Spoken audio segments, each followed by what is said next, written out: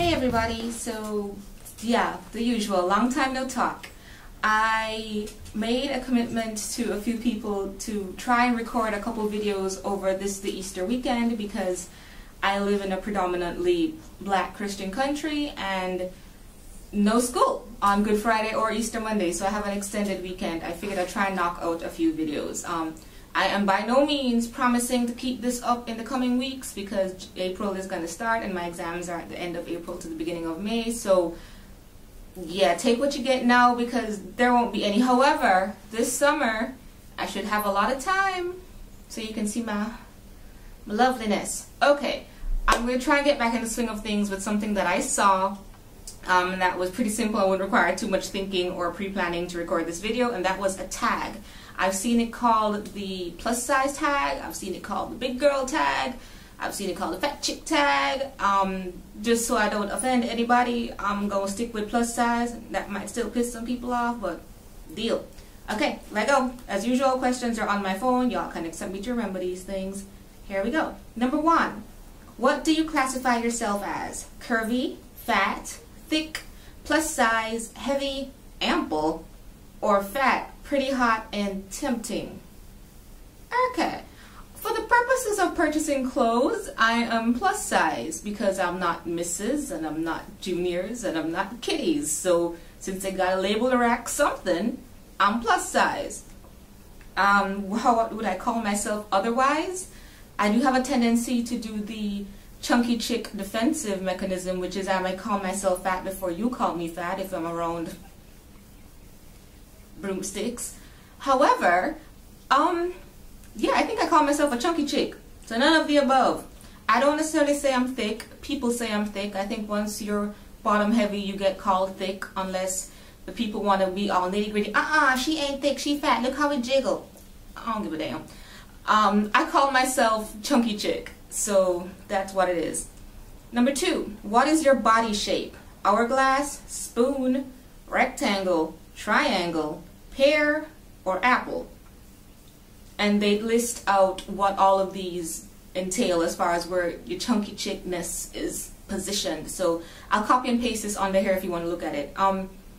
I think I am some radioactive hybrid between a pear and an apple.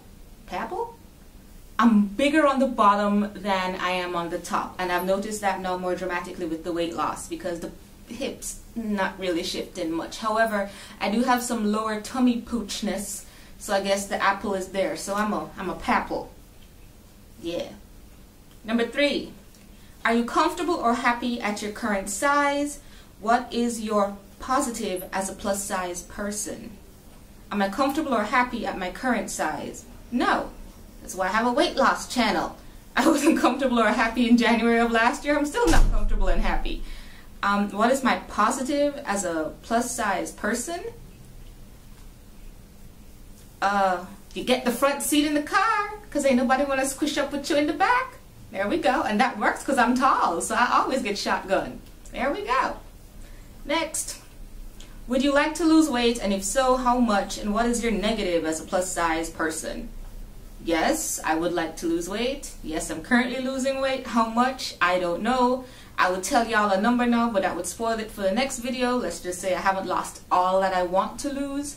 And how much? I'm looking at probably when I seriously get to 100 down, then I'll have to reevaluate and see if I have shifted enough chunky chickness to a position that I want it to be in, and then I'll consider toning. However, like so many of us, we start out with a number and then it ends up morphing into wherever I'm comfortable and I feel happy in my skin.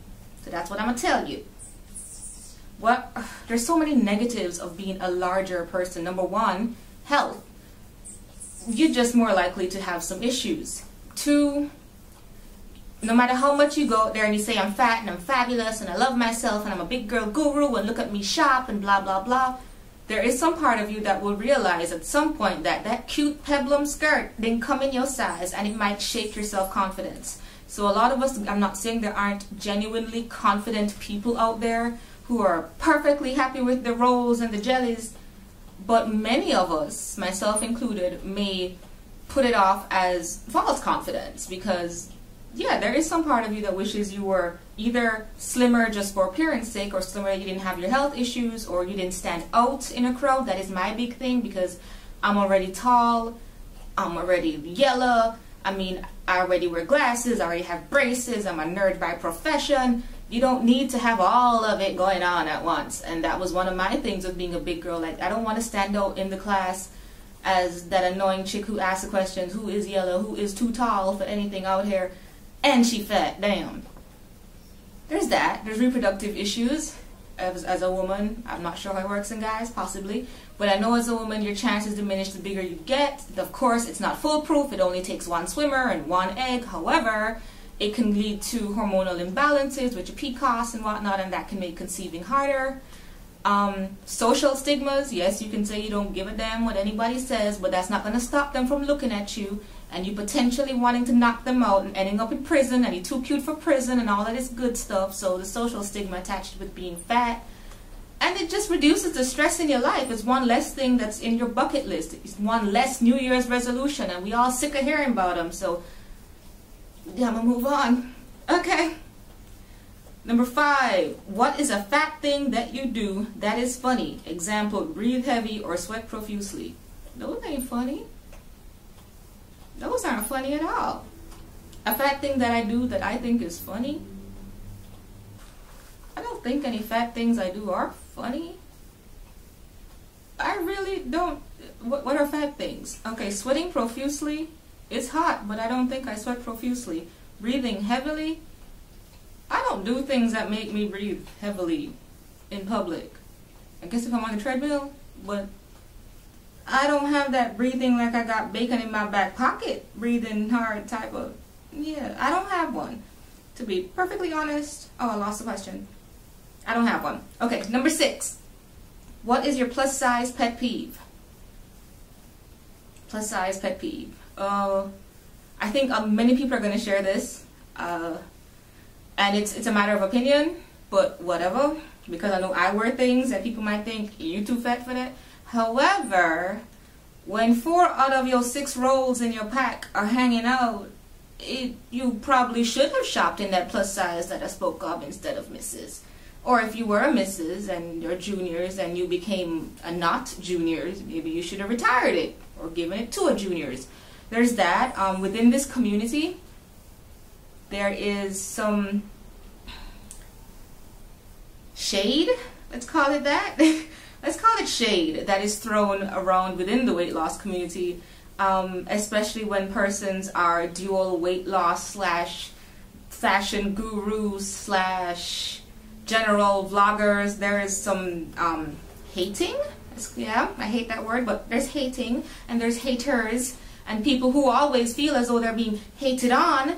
There's that nonsense, which again, this always starts out with the best of intentions with every community on YouTube, and then there are a few persons who take it and twist it.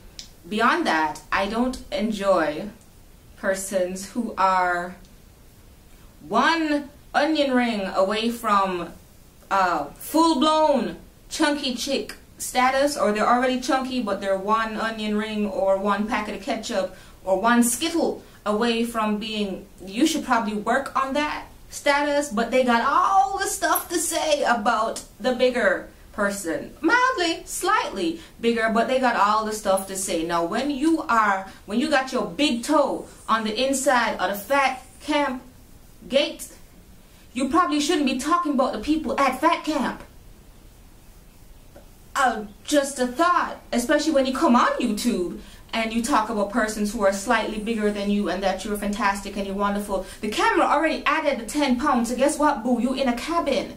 So, I don't like that. I don't think that you're in any place to judge, and if you are going to judge, I'm going to suggest that you judge silently, because the rest of us out here are going to be very much inclined to call you out on your imperfections, and one of them is that, boo, you chunky.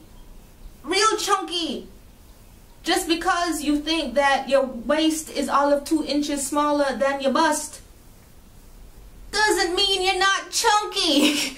And that's fine. If you are happy with yourself and you're comfortable in what you look like, Great, kudos to you. Many of us here working on ourselves are doing that because we aren't happy. However, it behooves you to shut up before somebody points out these flaws and imperfections and then everybody gets butt hurt.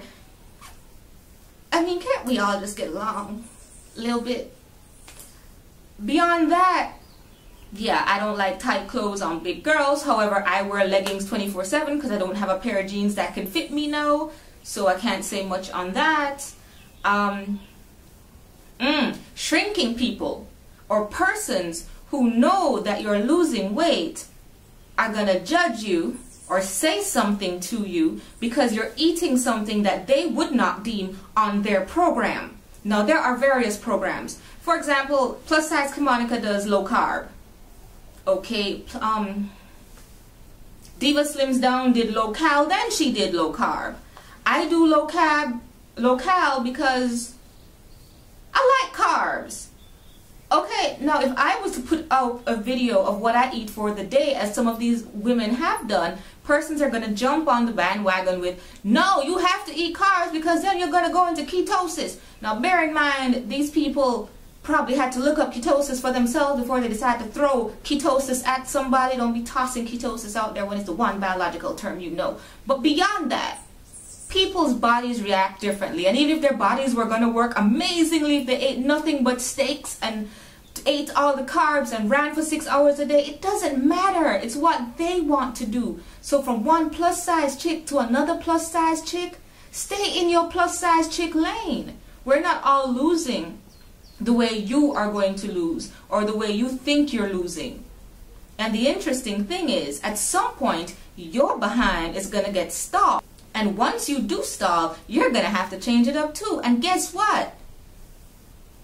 You may very well end up using something that you saw somebody else use that you made Dr. Google tell you was a bad idea. So if it's working for you and it's working for them, what does it matter if it's the same method? Shut up. Chill out. Be supportive. Okay? Number 7. Final one. Give a plus size tip. Plus size tip. There's the old school ones. Powder your thighs. It's hot. You don't want to get chub rub. Powder your thighs. Powder your back rolls. Powder under your bra, not in your bra. Nobody wants to see that white mess out here. Look like you just did a line of cocaine. Powder in the bra. Not under, yeah, in the bra, under the bra, the back, the thigh area, the inner thigh. Nobody likes chub rub, and even as you shrink, it minimizes how much of that discoloration you're gonna have to work on and all of that good stuff to save yourself the trouble. And powder, baby powder is where it's at. Beyond that, this one's a little personal. It might bug you. However, sweating is bad. I think all women should do this. If you're going to work out and you're going to be wearing leggings or even regular cotton sweatpants and you're going to the gym and whatnot, or you're doing any kind of exercise, whether it's cheerleading or whatever, and you sweat in your privates, wear a panty liner so you don't end up with the equivalent of pit stains in your hoo-ha region. I'm just saying, if you're not self-conscious of it, that's your business. However, I don't want to look like I've potentially peed on myself. And I typically wear dark colors anyways because I have enough to be self-conscious of, but it's good for your health. It's good to prevent, you know, critters from reproducing in your regions because it got warm. So panty liners are always good if it's going to be warm out, or you're going to do things that are going to make you warm down there. Picnic benches and picnic style benches. Some of the older lecture theaters at my school have this scoot in method where it's all one long, imagine a picnic bench and it's just like 20 people across and you have to slide in. Okay, big doesn't like to slide. At least this big doesn't like to slide because I have to get up and then my thighs rub on the back of the bench, and if not, then I'm scooting over like a chunky rabbit. Stay at the end of the bench. Yeah. Sorry y'all, I think my camera just froze. But stay at the end of the bench so you don't have to scoot. Okay, that is it. I tag everybody who thinks this is worth doing. I'm not going to call names because I'll forget people. And that's that. Yes, I said a short video and end up being like the damn Matrix trilogy, but y'all know how I do. Miss y'all, I'll be doing the rest. I will do the rest of the videos. Okay, bye y'all.